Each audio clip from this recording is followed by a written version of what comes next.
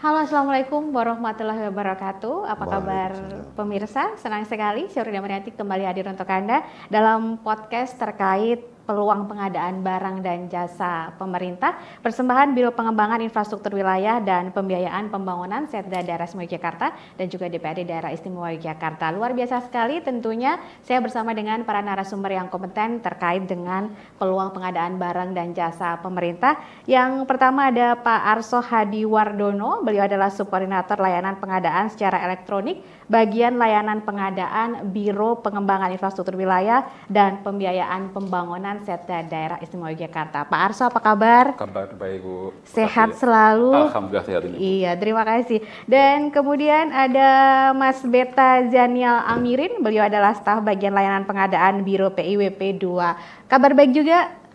Alhamdulillah istimewa kabarnya. Luar biasa. Dan yang selalu bersama kita tentunya ada Pak Arif Setiadi, anggota Komisi C DPRD Daerah Istimewa Yogyakarta. Pak Arif, luar biasa sehat? Sehat, baik, istimewa. Istimewa.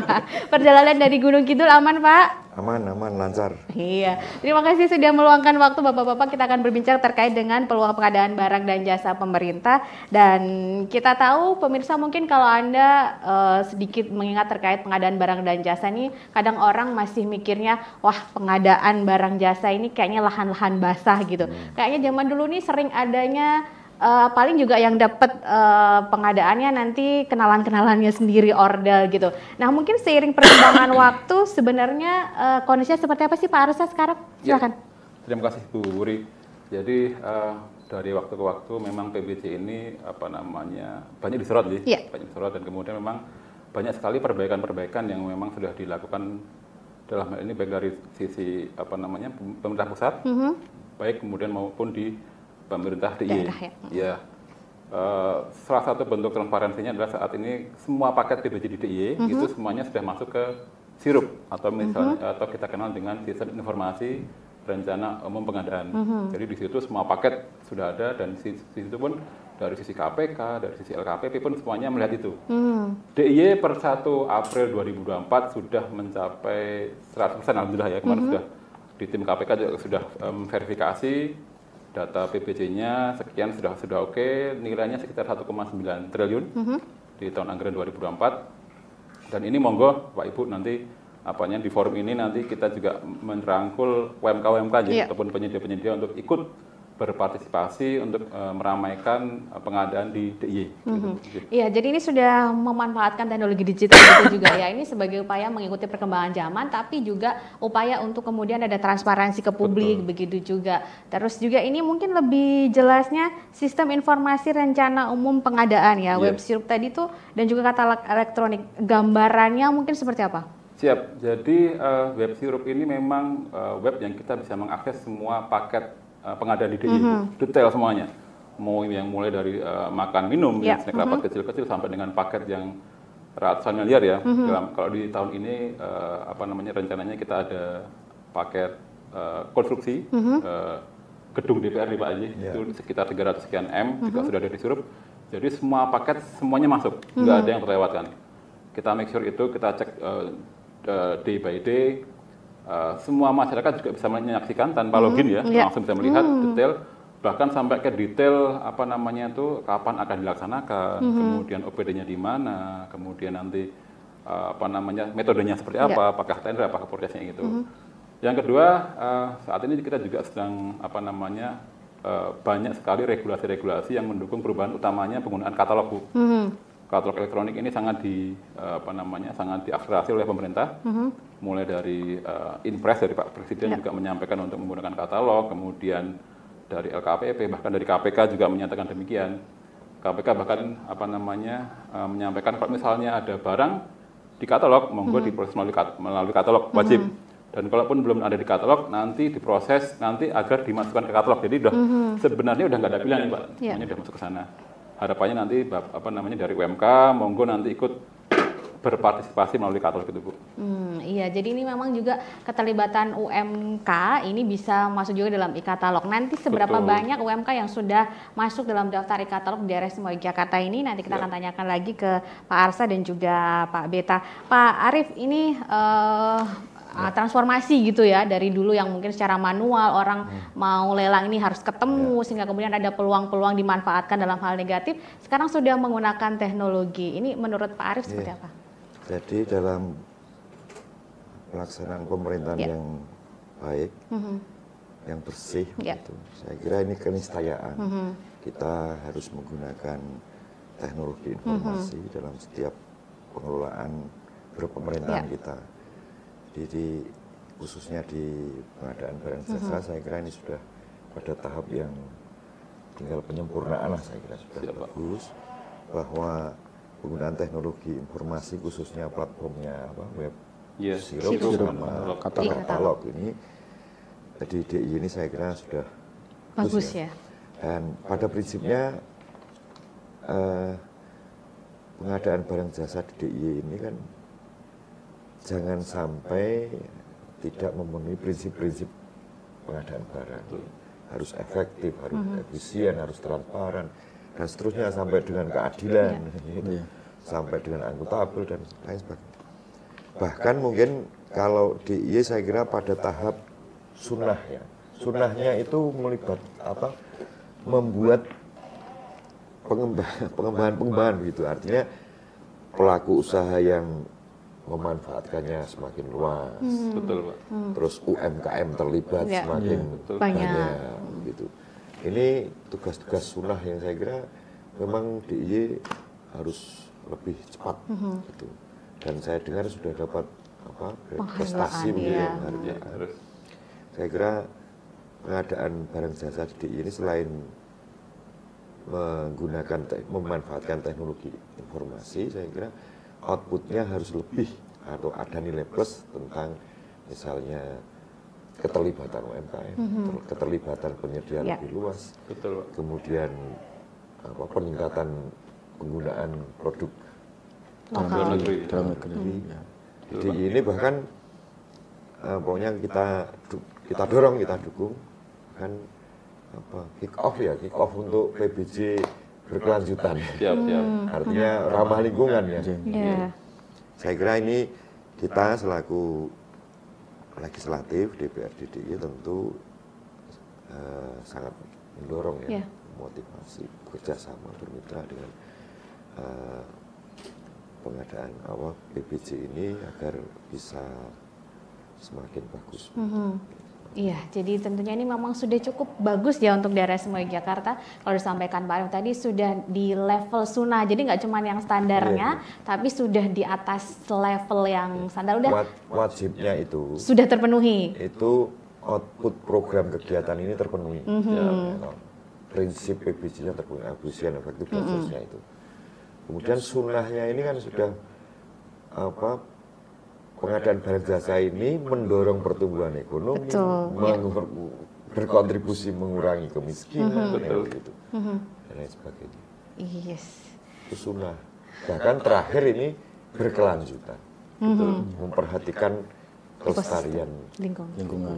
Iya, nanti terus dikembangkan terus ya, semakin baik begitu. Produk yang tidak ramah lingkungan besok bisa dikeluarkan. Tapi tunggu masih sekarang mengajak UMKM terus ya untuk semakin banyak yang terlibat dulu sebelum ke yang tingkat lebih tinggi lagi. Nah, tadi mungkin dari Anda juga nih pemirsa ada yang kalau yang terbiasa dengan lelang mungkin sudah paham ya yang kita bicarakan ini. Mungkin Mas Beta, gambaran sedikit terkait mungkin masyarakat yang masih awam begitu ya, atau dia baru mulai UMKM begitu, terus ingin masuk nih, seperti apa biasanya prosesnya begitu?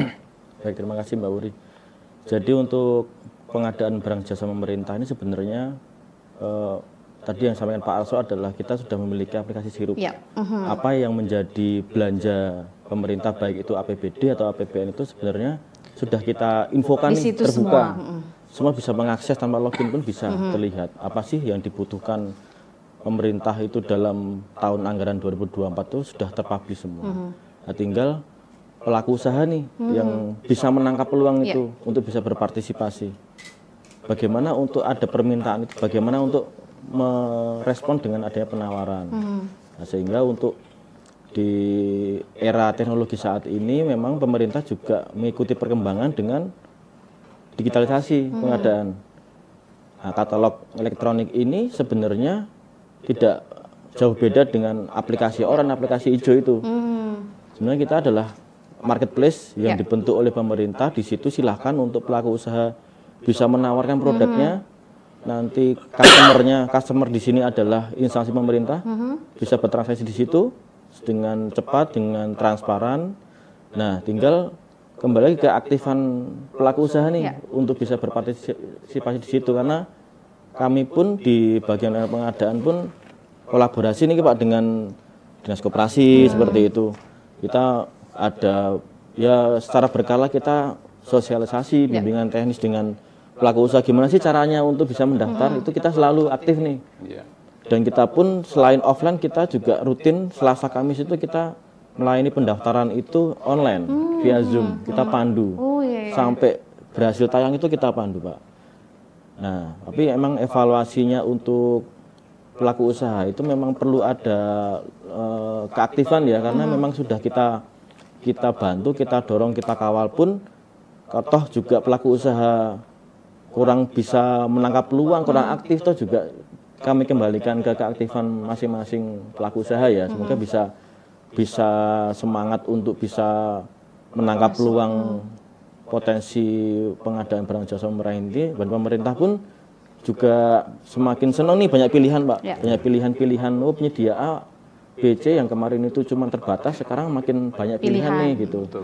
Sehingga produknya pun tadi yang perlu dalam negeri, dalam negeri yang berkelanjutan itu semakin memperkaya pilihan pemerintah untuk belanja pengadaan barang jasa pemerintah seperti itu. Jadi kalau memang akan berpartisipasi silahkan, kita terbuka untuk konsultasi, pendaftaran kita kawal sampai berhasil tayang dan insya Allah bisa masuk ikut transaksi transaksi.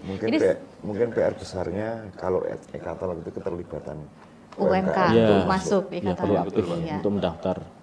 Persentasenya mungkin sudah di atas 50%. Kalau sekarang yang sudah terdaftar itu yang di etalase yang kita kelola pemerintah provinsi ya, itu 950 penyedia yang sudah terdaftar ya.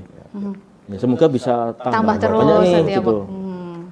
Tapi sebenarnya ini ibaratnya untuk masuk bisa masuk di katalog ini kan nggak susah gitu ya Mas. Mungkin ada apa sih yang harus disiapkan begitu ketika UMKM mau masuk?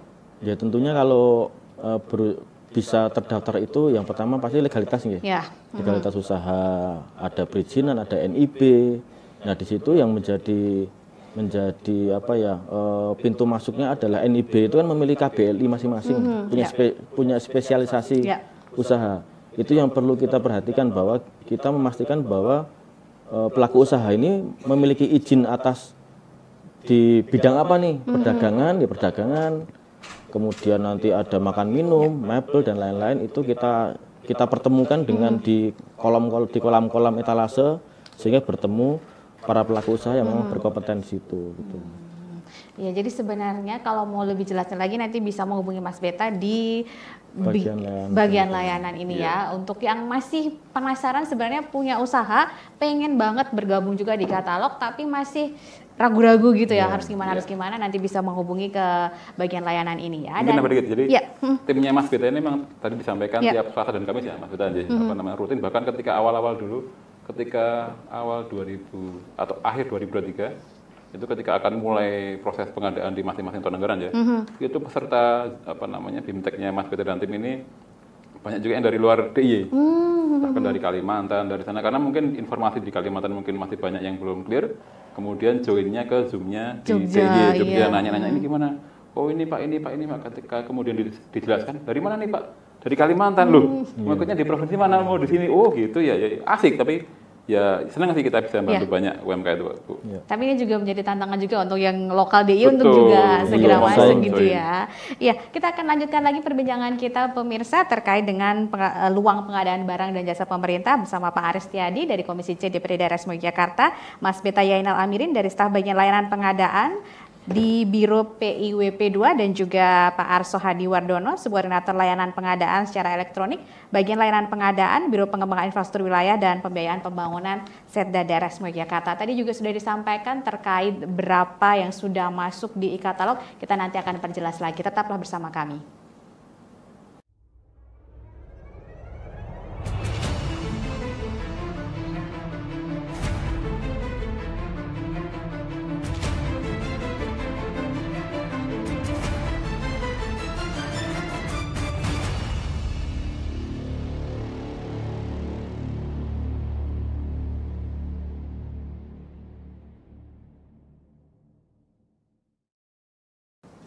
Ya, pemirsa, Anda masih bersama kami dalam podcast terkait peluang pengadaan barang dan jasa pemerintah, persembahan Biro Pengembangan Infrastruktur Wilayah dan Pembiayaan Pembangunan Setda Daerah Istimewa Yogyakarta bersama Pak Arso Hadiwardono, subkoordinator layanan pengadaan secara elektronik, bagian layanan pengadaan Biro Pengembangan Infrastruktur Wilayah dan Pembiayaan Pembangunan Setda DIY, juga Mas Beta Zanial Amirin dari staf bagian layanan pengadaan Biro PIWP2 dan juga Pak Aristiadi dari Komisi C DPAD Daerah Istimewa Yogyakarta. Nah, Mas Beta dan juga Pak Arso dulu nih, mungkin bisa diceritakan lagi nih terkait ketertarikan pelaku usaha DIY yang sudah masuk bergabung atau terdaftar di e-katalog tadi sejauh ini seperti apa? Jumlahnya mungkin sudah berapa banyak? Yang paling banyak di bidang apa? Ya. Untuk di katalog lokal DIY ya, kan kita masing-masing kabupaten, provinsi, kementerian itu punya katalog sendiri sebenarnya. Itu yang saat ini ya. Nanti kedepannya akan dikembangkan jadi satu. Saat ini kita kelola di Provinsi DIY itu ada kurang lebih untuk produknya itu 20 ribuan produk yang sudah tayang. Kalau penyedia yang sudah terdaftar itu 950-an penyedia. Itu pun terus bertambah. Terus bertambah sehingga semakin kompetitif nih, beberapa pelaku usaha yang masuk itu dari tadi ditanyakan ya bagaimana sih peluangnya seperti apa. Itu memang beberapa pelaku usaha itu belum tahu nih apa sih yang dibutuhkan oleh pemerintah sebenarnya gitu. Sehingga itu akan menentukan produk apa sih yang perlu saya tayangkan tayangkan itu apa gitu. Misalkan ambil contoh pemerintah itu membutuhkan bahan kimia misalkan, bahan kimia seperti apa gitu. Nah, dengan adanya sirup itu lebih terarah. Jadi pelaku usaha untuk bahan kimia, kebutuhan pemerintah itu apa sih? Lihatnya di sirup. Nah, ketika sudah tahu apa yang dibutuhkan pemerintah, kemudian silahkan untuk upload produk itu, sehingga akan bertemu nih antara permintaan dan penawaran seperti itu, sehingga terjadi transaksi. Kalau asal upload nanti ternyata itu enggak yang kita butuhkan nih gitu. Nah, itu kurang ketemu nih nanti, kurang match seperti itu. Jadi mesti ngecek dulu di sirupnya yang dibutuhkan apa, baru kemudian ini saya punya produk ini nih cocok nih, baru deh ditayangkan gitu ya. Ya, Pak Aristiadi, ini juga yang mungkin sering banget nih ketemu dengan masyarakat, dengan pelaku UKM juga, UMKM ini terkait untuk masuk e-katalog ini mungkin ada sempat sharing-sharing keluhan-keluhan dari mereka atau seperti apa? Ya, saya pernah dengar ya, misalnya pelaku usaha produk olahan makanan, misalnya mungkin untuk makan minum kegiatan di kantor-kantor kerapatnya. Itu mereka itu rata-rata satu ini soal literasi teknologinya, kemudian legalitas. Nah, memang kolaborasi PIWP2 ini dengan misalnya Dinas Koperasi, UMKM, Perdagangan, tentang legalitas ini memang saya memandangnya memang masih perlu. Cuma memang saya tidak tahu persisnya seberapa besar toh ini yang mengalami kendala-kendalanya, seberapa besar sesungguhnya yang sudah siap. Itu memang data kami kurang ada. Tapi saya pernah dengar, Pak kalau mau masuk ke e-katalog seperti apa gitu. Nah tadi Mas Beta juga menjelaskan Selasa Kamis ada konsultasi, ada Zoom, ada BIMTEK gitu. Mungkin saja ini beberapa pelaku UMKM belum tahu, seterusnya. Nanti kita akan diskusikan atau kita bicarakan di rapat lebih detail begitu ya. Mungkin juga Mas Beta pengen dan Mas Arso pengen menjangkau seluas mungkin, tetapi anggarannya kurang. Iya, ini dia bisa bareng sama Pak Arief. Artinya kan Pak, harus ada apa ya ini? Pemetaan bersama, duduk satu meja, kemudian kebutuhan kita apa saja. Yang perlu kita pacu di sektor apa. Betul Pak. Betul. Kalau saya pernah dengar ini di olahan makanan. Di olahan makanan ya. Di desa-desa itu. Jadi agak gimana sekarang katalog katanya. Biasanya dapat pesanan, sekarang tidak gitu loh. Karena sudah katalog itu. Oke, siap. Iya, tapi ini karena mungkin tadi ya yang selama ini sudah dapat orderan, sudah sering dapat, tapi belum masuk e-katalog. Yang akhirnya sudah lebih maju teknologinya, bisa akses duluan gitu. Nah, mungkin dari sosialisasi ini tadi ada rencana untuk mungkin jemput bola roadshow ke desa-desa bareng Pak Arief mungkin? Mungkin selama ini baru di tingkat provinsi. Iya, baru seperti itu. Mungkin kalau dinas koperasi dan UMKM yang langsung ke pelakunya dulu ya. Pertama legalitas. Legalitas kan banyak ya, NIB, kemudian mungkin sertifikasi halal dan seterusnya. Kemudian sambil itu mungkin bisa disoundingkan ke. Betul Pak. Untuk masuk e-katalognya, iya. Jadi ini memang butuh sinergi gitu ya Pak ya, nggak bisa jalan sendiri e-katalognya, tapi juga dari Dinas UKM-nya jalan bareng, begitu juga dengan Perindaknya untuk kemudian semakin banyak nih UKM yang masuk di e-katalog, tidak hanya memudahkan pemerintah untuk memilah-milah pengadaan barang dan jasanya, nanti pilihannya semakin banyak, tapi juga dampak ekonomi ke masyarakatnya juga semakin terasa gitu ya. Nah, Pak Arso dan juga Mas Beta, mungkin ada nggak sih gambaran dari setelah adanya e-katalog ini, mungkin dari misalnya dari sisi waktu, dari sisi hemat anggaran ketika pengadaan ini jadi seperti apa? Lebih efisien atau seperti apa? Kalau penggunaan katalog memang pasti dia lebih cepat ya, Bu ya. Jadi kalau misalnya kita bicara diperbandingkan dengan tender barang, gitu ya, tender barang itu butuh waktu sekitar mungkin sampai dengan 1 bulan lah. Takes time lah. Kemudian kalau menggunakan katalog, hitungan bahkan nggak sampai 1 minggu. Asalkan semua penyedia udah ready, semuanya ada, pasarnya udah siap ya. Pasarnya ketika disurvei itu, harganya udah bervariabel, sudah cukup matang gitu. Nanti kemudian proses pengadaannya akan sangat-sangat cepat. Bahkan saya dapat informasi ketika melalui katalog ada beberapa tren harganya memang lebih rendah. Ya mungkin karena ada cost, ada efisiensi di sana, makanya kemudian lebih rendah. Itu yang memang kita juga itu yang kita harapkan lah. Dan memang di tahun berikutnya, rencananya di akhir tahun ini nanti akan ada rilis juga nanti katalog versi 6 juga. Itu nanti tidak hanya dari sisi pemilihannya, Bu, tapi informasinya bahkan nanti sampai ke pembayaran. Jadi nanti kalau saat ini kan kita pemilihannya masih sudah katalog, elektronik, tapi kemudian pembayarannya masih agak-agak manual ya. Kalau besok sudah mirip-mirip dengan tadi Mas sudah sampaikan, mirip-mirip dengan yang marketplace yang di luar sana. Jadi include pembayarannya nanti selesai di OPD gitu, lebih simpel kayak gitu.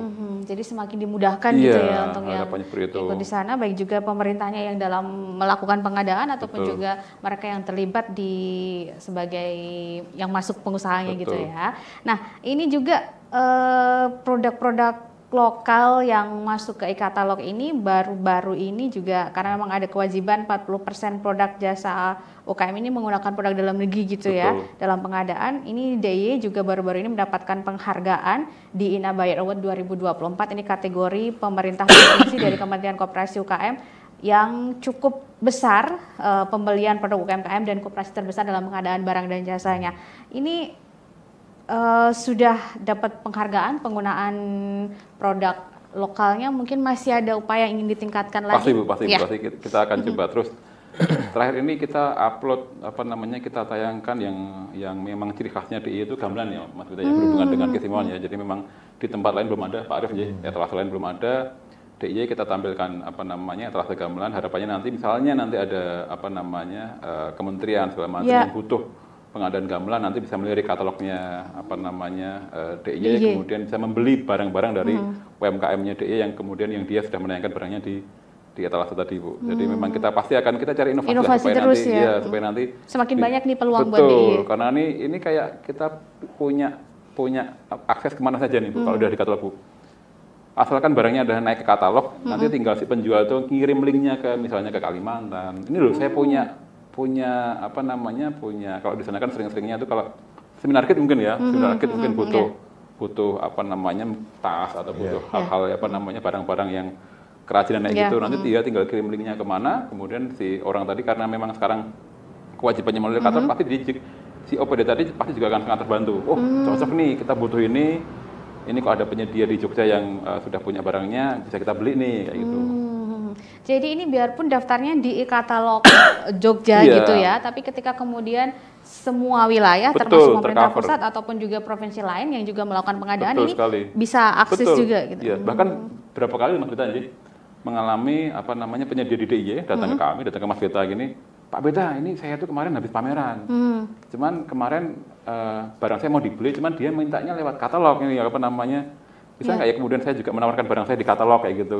Supaya nanti cakupannya lebih luas kayak gitu. Oh, bisa kita bantu. Kemudian tayangin supaya nanti kalau dia jualan apa namanya, dia memperlihatkan barang realnya, tapi dia juga memperlihatkan barang di secara online-nya gitu, Bu. Jadi lebih simpel, lebih sesuai dengan aturan yang saat ini diakselerasi itu, Bu.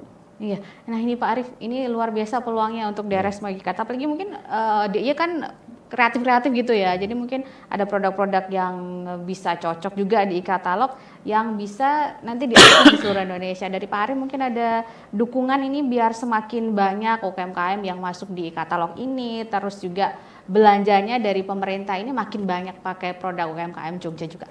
Ya, jadi kami kalau di Komisi C ini kebetulan kan mitra Biro PIWP 2 ya. Jadi saya kira khusus kami mungkin fokusnya di rencana program kegiatan gitu.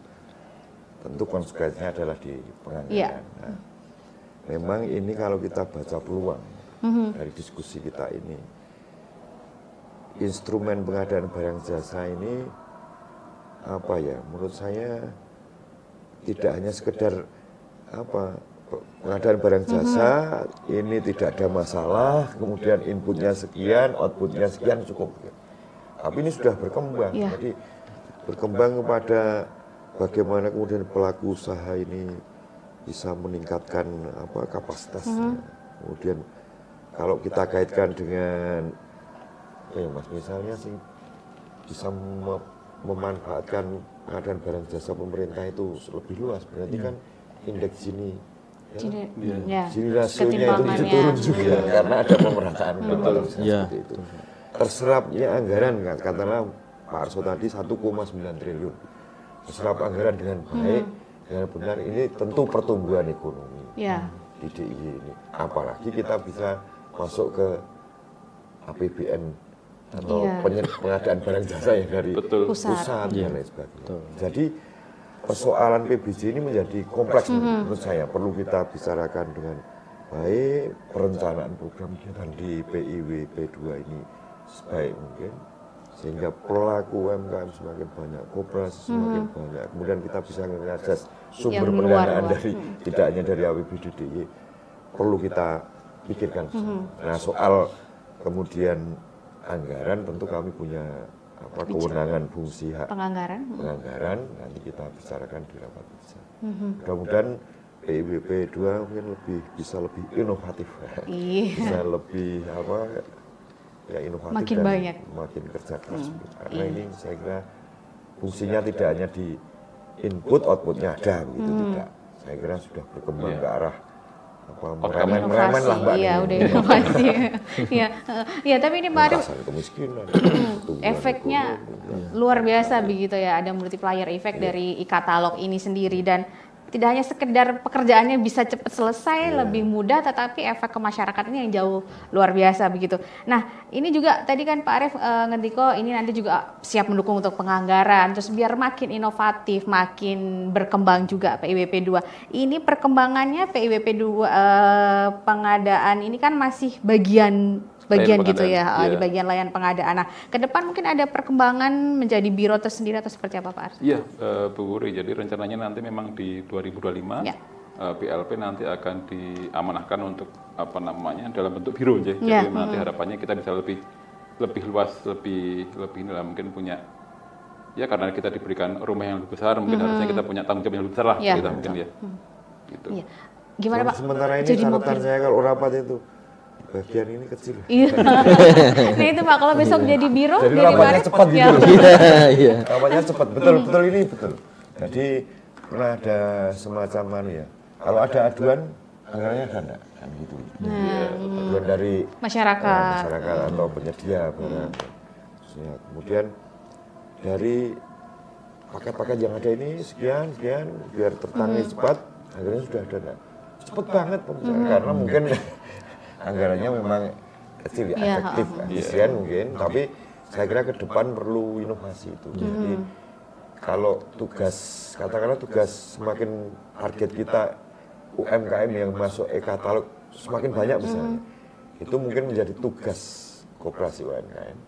Tapi dalam hal ini mungkin biro bisa memberikan supporting apa. Jadi perlu nanti kita pikirkan lah program kegiatan di biro ini. Tapi besok jadi biro dukung ya Pak ya? Oh kalau jadi biro kan makin gede lagi. Lebih besar, tentu anggarannya juga besar. Itu saya kira kita dukung lah. Melihat diskusi kita. Memang dibutuhkan. Ya PBJ ini tidak hanya sekedar ya corongan lelang, kontrak gitu, tapi ini lebih ke arah sekarang sudah pemberdayaan. Betul. Apalagi nanti kalau apa yang dicanangkan gubernur tentang PBJ berkelanjutan. Kan tahun ini kelihatannya kick off-nya. Itu nanti saya kira ya DIY ini selangkah lebih maju. Mungkin perlu bagian ini menjadi biro.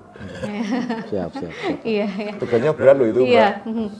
PBJ berkelanjutan itu berat. Dan tidak semua provinsi saya kira siap. Belum siap. Ada gambaran persiapan untuk PBJ berkelanjutan, Pak Beta atau Pak Arsa? Kalau dari kami sih, pasti butuh payungnya ya, payungnya kemudian supaya nanti kita minimal kita ada guidance-nya besar seperti apa, nanti kemudian dari sana kita bisa mengakselerasi nanti kira-kira yang celah-celah yang bisa kita isi atau nanti akselerasi yang bisa kita lakukan supaya nanti PBJ berkelanjutan bisa terrealisasi dengan bagus. Iya. Karena memang penting itu sih, zaman sekarang ini kan, bahkan kemarin itu kan, ya kalau kita baca di artikel itu kan kemarin ada artikel yang ini, jadi bahkan bayi yang sedang lahir itu plasentanya pun sudah ada plastiknya, sudah ada cemaran plastik, berarti kan ini kita butuh shifting ya. Berikutnya, kalau sekarang ini kita fokus TKDN, mungkin berikutnya kita fokus ke PBJ berkelanjutan yang ramah lingkungan seperti itu, supaya nanti bikin ya Indonesia lebih bagus lah seperti itu. Iya. Itu dia. Jadi tentu akan semakin berkembang untuk yang dampaknya positif gitu ya. Baik untuk pemerintahnya, perjalanannya juga semakin bersih, semakin transparan, tetapi juga masyarakatnya merasakan efeknya dan lingkungannya juga tetap terjaga gitu ya harapannya. Kalau yang ini P3DN kan minimal 40%. Malah kita sudah berapa? 80-an. 90 Pak. 90%. Komitmennya Pak ya, komitmen kita. Iya. Realisasinya 80. Iya, sekitar gitu. Lagi progres Pak. Cukup bagus ya Pak ya? Cukup bagus. Iya, jadi ini penggunaan produk lokalnya untuk DIY juga sudah 80% ya, luar biasa sekali. Semoga tetap bisa ditingkatkan, syukur 100% mungkin nggak? Kita masih akan lanjutkan lagi perbincangan kita pemirsa di podcast terkait peluang pengadaan barang dan jasa pemerintah, persembahan Biro Pengembangan Infrastruktur Wilayah dan Pembiayaan Pembangunan Setda Daerah Istimewa Yogyakarta bersama Pak Aris Tiadi dari Komisi C DPRD Daerah Istimewa Yogyakarta, juga Pak Arso Hadiwardono, Subkoordinator Layanan Pengadaan Secara Elektronik, Bagian Layanan Pengadaan Biro Pengembangan Infrastruktur Wilayah dan Pembiayaan Pembangunan Setda DIY, dan juga Mas Beta Zaniel Amirin, staf bagian layanan pengadaan Biro PIWP 2 Setda Daerah Istimewa Yogyakarta. Kami segera kembali.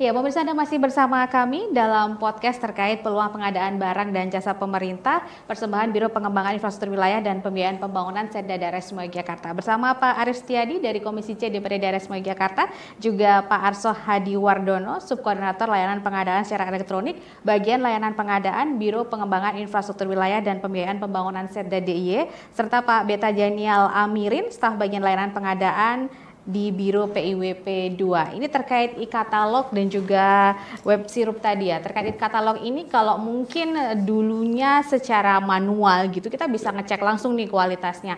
Nah, kalau e-katalog ini jangan-jangan foto yang ditayangkan ini nggak sesuai. Ketika kita order sudah cocok lelangnya, udah menang ternyata hasilnya tidak sesuai. Ada pengawasan khusus atau seperti apa, Pak? Siap, terima kasih Bu Wuri. Jadi memang di katalog ini memang banyak sekali kemudahan-kemudahan yang diberikan ya. Jadi tadi Pak Beta sampaikan yang penting punya NIB dengan KPI sesuai. Kemudian penyedia sudah bisa menawarkan produknya di katalog. Ketika nanti sudah tayang, nanti dan kemudian misalnya nanti bertransaksi, nanti mohon juga penyedia tetap mempertahankan kualitasnya. Karena saat ini di di pemerintah itu ada namanya sistem informasi kinerja penyedia.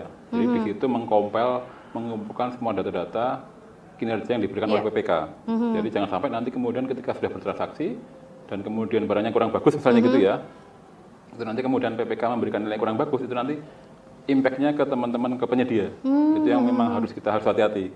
Karena ya ketika kita dapat nilai bagus kan berarti nanti selamanya kan kelihatan ya. Dan ini mungkin nanti juga kita bersama-sama perlu juga nanti peran dari Kementerian Koperasi untuk membina juga nanti misalnya nih ada kemudian diolah, kemudian ada data penyedia-penyedia yang mungkin rating sekian sampai sekian ini kok agak mengkhawatirkan, nanti mungkin butuh pembinaan dari Kementerian Koperasi mungkin ya, supaya dari Dinas Koperasi supaya nanti bisa memperbaiki kinerjanya seperti itu. Itu wanti-wantinya, mohon nanti teman-teman penyedia yang sudah terpilih nanti tetap mempertahankan kualitasnya gitu Bu. Karena memang sekali diberikan nilai kurang bagus sama PPK, nanti ya akan selamanya di situ Bu. Jadi bisa dicoret juga? Kalau parah dikeluarkan. Bisa dikeluarkan dari misalnya katalog. Dia memberikan barang yang sesuai dengan spek ya. Ngakunya seperti ini, speknya tiba-tiba barang yang dikirimkan kurang bagus, itu nanti ada gradasi hukumannya, sanksinya. Yang pertama nanti bisa diberikan peringatan, peringatan pertama, kemudian nanti kalau sampai mengulang lagi nanti bahkan nanti ada surat peringatan kedua, nanti bisa disuspend produknya ya. Bisa diturun tayang dulu, nanti kalau masih mengulang lagi nanti bahkan sampai ke penyedianya tidak diperbolehkan untuk bertransaksi. Ini yang paling berat nih. Ini tahapan yang paling berat yang kita harapkan sih nggak kejadian sama penyedia di DIY mungkin Bu ya. Iya, harapannya begitu ya. Karena sudah komitmen untuk masuk di katalog juga harus benar-benar siap gitu. Tapi ada nggak sih peluang yang mungkin namanya juga orang usaha ya, kadang ada yang sedikit-sedikit main, misalnya yang daftar saya nih, misalnya saya daftar di katalog, tapi nanti ketika saya dapat order saya minta ke orang lain gitu, mungkin nggak? Mungkin kacamata kalau dari pembeli mungkin nggak kelihatan mungkin ya, yang penting barangnya nyampe mungkin seperti itu, tapi ya kita harapkan sih metode seperti itu nggak dilakukan ya. Jadi tetap nanti kan toh untuk berusaha untuk kemudian menayangkan produknya di katalog juga sangat mudah. Nggak perlu kita kemudian dalam tanda kutip pinjam bendera gitu kan ya. Kan sekarang Bapak Ibu kalau kita perkembangan di penanaman modal dan pelayanan terpadu itu sangat mudah sekali. Bahkan untuk yang kualifikasi kecil ya Mas Hutan ya, itu sangat dimudahkan untuk membuat NIB, KPL sangat seperti itu. Jadi idealnya mekanisme pinjam bendera udah nggak lagi dihindari lah seperti itu ya. Harusnya itu betul bendera ya. Mungkin sebelum ke Mas Beta, Pak Arif mungkin ini tadi ada masih sering ada UMKM yang mungkin kayak ibaratnya sedikit nakal juga. Mungkin ada saran nih untuk lebih dari e-katalognya lebih diperketat atau seperti apa? Ya, secara teknis mungkin lebih menguasai ya. Lebih menguasai. Saya kira itu termasuk kesadaran yang harus kita tanamkan ke pelaku usaha. Mungkin ya sukses di awal dengan model seperti itu, tapi akhirnya nanti ketahuan. Betul. Pasti terus nanti ada jalan buntu. Kalau saya seperti itu ya. Dan tentu teman-teman di pengadaan barang jasa ini punya sistemnya ya. Misalnya tentang pengawasannya, tentang evaluasinya, tentang ini kinerja seperti apa, dan tadi disampaikan sanksi-sanksinya. Nanti buntu dia kalau seperti itu. Itu salah satu yang harus dihindari. Apalagi nanti kalau misalnya pinjam bendera, ternyata yang dipinjemin jelek, dapat nilai jelek, waduh itu kasihan banget itu. Karena itu kejadian, jadi banyak sekarang kan mulai aware Pak. Jadi mulai aware ketika nanti selesai paket, selesai pekerjaan, kok aku dinilai kurang bagus ya? Karena ada beberapa penyedia seperti itu. Jadi pentingnya sekarang, jadi sekarang sudah zamannya elektronik. Ketika nanti sudah ada catatan kurang bagus, itu nanti kan selamanya kelihatan seperti itu. Itu yang sama-sama kita hindari. Iya, jadi benar-benar harus menjaga kualitas tadi ya ketika udah masuk di katalog ini. Tapi ini juga mungkin yang sudah orang juga mungkin masih agak sedikit, mungkin benar sudah ada transparansi terbuka juga, tapi mungkin agak sedikit ragu-ragu juga, saling kenal nggak? Misalnya nih saya punya usaha, terus Mas Beta juga punya usaha, jadi nanti kita saling ngisi, tapi nanti yaudah deh yang menang Mas Beta gitu, mungkin nggak? Kalau di kami sebenarnya kalau tahu pasar itu malah bagus. Jadi maksudnya gini, jadi jangan sampai ketika kita melaksanakan pengadaan, kita nggak tahu ternyata pasar untuk barang yang kita butuhkan ternyata nggak ada. Kan itu fatal. Jadi nanti ketika di proses tender atau proses seleksi nanti nggak ada yang masuk. Nggak ada yang masuk.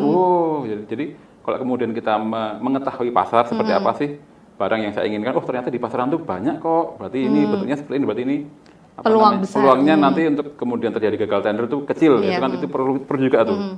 Yang penting nanti kalaupun kenal jangan sampai mempengaruhi proses pemilihannya lah ya. Gitu lah ya.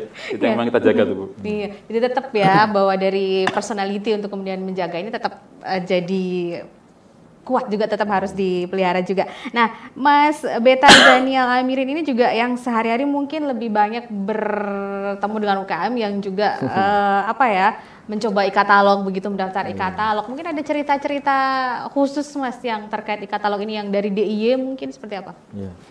Mungkin dari ini ya, testimoni atau success story lah ya. Jadi memang beberapa penyedia itu banyak juga yang laku, banyak juga yang masih butuh penyesuaian seperti tadi produknya belum sesuai dengan yang dibutuhkan.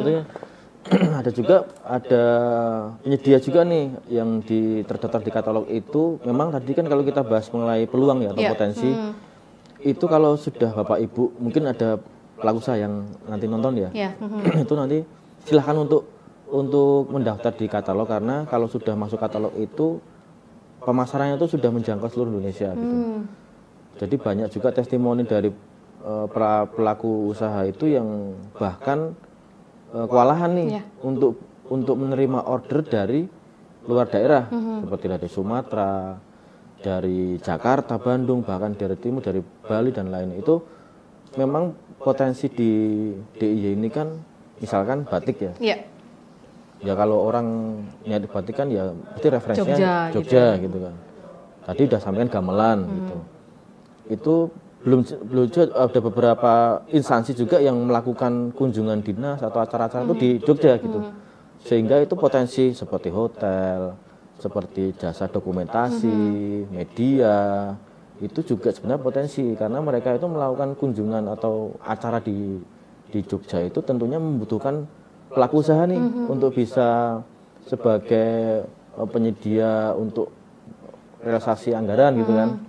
Tentunya itu menjadi potensi ya bagi pelaku usaha.